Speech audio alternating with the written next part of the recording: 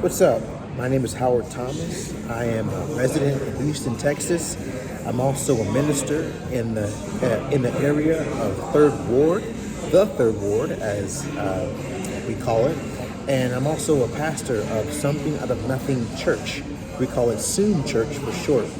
And I read the Bible every day, and I read something today that really compelled me, and I want to share what that was with you today. So I was reading in Matthew chapter 22, and it's the story of the great feast. And it's the story of a gracious king who prepares a great feast in his hall, in his palace, and he invites everyone close to him to the feast. And because they were busy or had other obligations or excuses, he then invites others outside of that close court.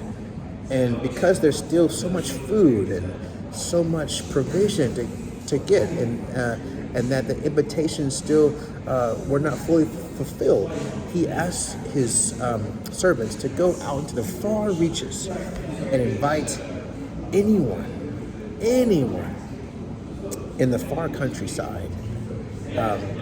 In the same passage accounted in Luke, it says that he tells his servants to look under every rock and shrub to find them. And so I love this parable of Jesus Christ. Jesus is explaining the gracious nature of God. So you ever wonder what kind of God is? The God of gods, the Holy of Holies, the God of all gods. He is a gracious God, and he is a God of opulent provision. He has so much for us because he loves us, he made us, he's our Father, and he invites us to partake in that. And he extends that invite to everyone to partake in that.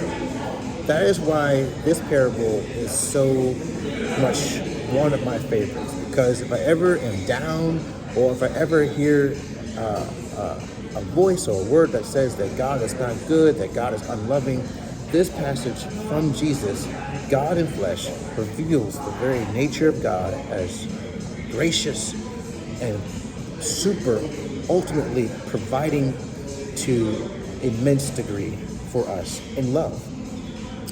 But what I particularly like about this passage that I read about today is that in the final verse of the passage in Matthew 22, it says that many are called, or in this case, invited to the banquet, but few are chosen.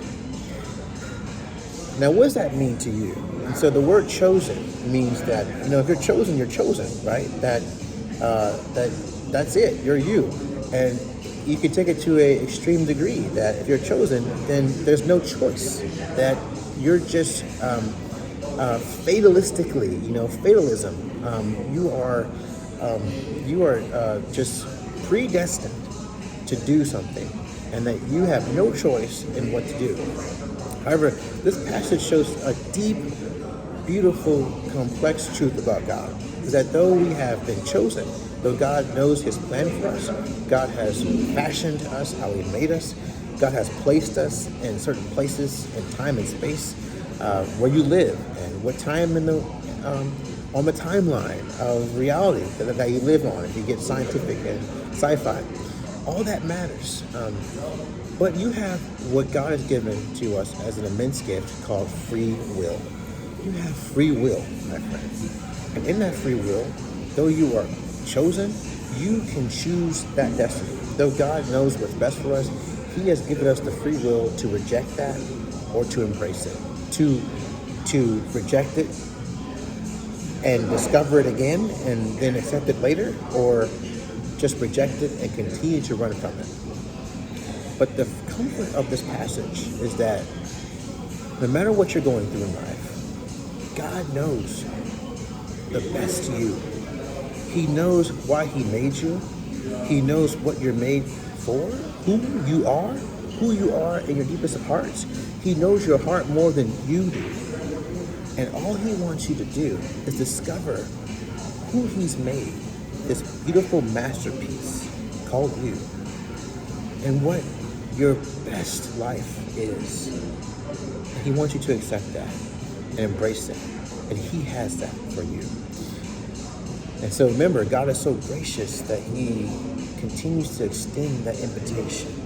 And he extends it far and wide. No matter what you have done, no matter who you are, no matter where you've been, he extends that invite to you to the end of your life, because he is God of gods, gracious and loving. So may that encourage you today. That is the story of the great feast in Matthew 22. It displays God's heart and God's will for your life, a will that you have the gracious gift to explore, accept, or reject. But know this, my friends, that God knows you. And when you accept him and welcome him into your life, you will welcome him in your truest self. May that bless you today. Check out Matthew 22 and read it for yourself. Pray for God to reveal his truth to you when you do. And come and visit us at Soon Church. We're open every Sunday. We start services at 10 a.m. starting next Sunday. And we hope to have you join us soon. God bless. Have a good day.